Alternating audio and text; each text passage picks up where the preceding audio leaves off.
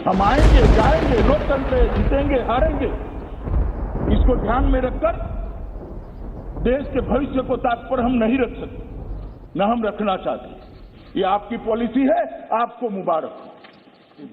वो यूपीए की सरकार चली गई है, ये नरेंद्र मोदी की भारतीय जनता पार्टी की सरकार है। इस देश के फैसले ये देश करता है, इस देश के फैसले इस देश की संसद करती है, कोई हम पर दबाव नहीं कर सकता। और हमने उसको इसलिए रिस्ट्रिक्ट किया था मान्यवर कि कुछ समझने के लिए समय चाहिए था, अफवाहें न फैलाई जाए इसके लिए एक समय चाहिए था। और आप हमें पूछ रहे हो भाई अधीर रंजन जी 2G और 4G, आपने तो मोबाइल ही बंद कर दिए थे और 20 साल तक बंद कर दिए थे। वाजपेयी जी की सरकार ने आकर 2G 4G छोड़ो, मोबाइल सर्विस ही बंद कर दी थी। कहां गए थे उस वक्त सारे अधिकार? मैं आपको पूछना चाहता हूं माननीय आपके माध्यम से, कहां गए थे सारे अधिकार? जब विपक्ष में बैठते हैं तब अपने समय में क्या किया था वो भी तो थोड़ा याद रखना चाहिए, वरना फिर सुननी पड़ेगी। मान्यवर ये हमें 4G और 2G का कह रहे, मैं अभी भी कहता हूं कि सबसे बड़ा नागरिक का अधिकार है सुख और शांति से रहने का, सलामती के साथ रहने का।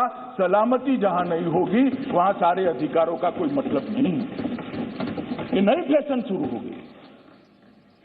मान्यवर मैं कहना चाहता हूं कि ये जो लोग कह रहे हैं कि हम विदेश के दबाव में आकर कह रहे हैं, मैं उनको पूछना चाहता हूं कि किसके दबाव के अंदर धारा 370 को इतने समय तक चालू रखा आपने, ये तो जरा बता दीजिए। किसका दबाव था? कौन प्रेशराइज करता था? अभी किसी ने कह दिया बड़े बड़े साहित्यिक शब्दों के साथ कि शासन का जनता से वादा था, एक एग्रीमेंट था। भाई मैं तो एग्रीमेंट को बारीकी से पढ़ता हूं और मैं तो मानता हूं कि पूर्ववर्ती सरकारों ने भी जो वादे करे हैं उसको ध्यान से पढ़ने चाहिए और इसका अमल करना चाहिए। 370 के बारे में कहा गया कि 370 और 35 से वो देश की सरकार का जम्मू कश्मीर की जनता से एग्रीमेंट था। एग्रीमेंट जरूर था मगर उसमें टेम्पररी शब्द आप भूल जाते हैं पढ़ने का। ये टेम्पररी था और जो मेरा हिसाब पूछ रहे 17 महीने में स्टेटहुड कब दोगे, स्टेटहुड कब दोगे, स्टेटहुड कब दोगे, हम जरूर देंगे। मगर मैं उनको पूछना चाहता हूं, ये मैंने भी कहा है स्टेटहुड टेम्पररी है, मगर आप 17 महीने में हिसाब मांगते हो तो टेम्पररी 370 साल तक चली, उस वक्त क्यों हिसाब नहीं मांगते थे? एक टेम्पररी प्रोविजन कब तक टेम्पररी रहेगा?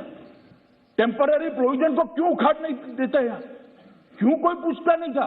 क्योंकि वोट बैंक की राजनीति कर रही थी। ये सरकार वोट बैंक की राजनीति से नहीं चलती। ये सरकार देश के हित में फैसले करती है। ये सरकार देश के भविष्य को सुधारने के लिए है। अच्छा लगा, मेरा कलेजा ठंडा हो गया। Thanks for watching guys. Press the bell icon, subscribe channel for more videos and updates.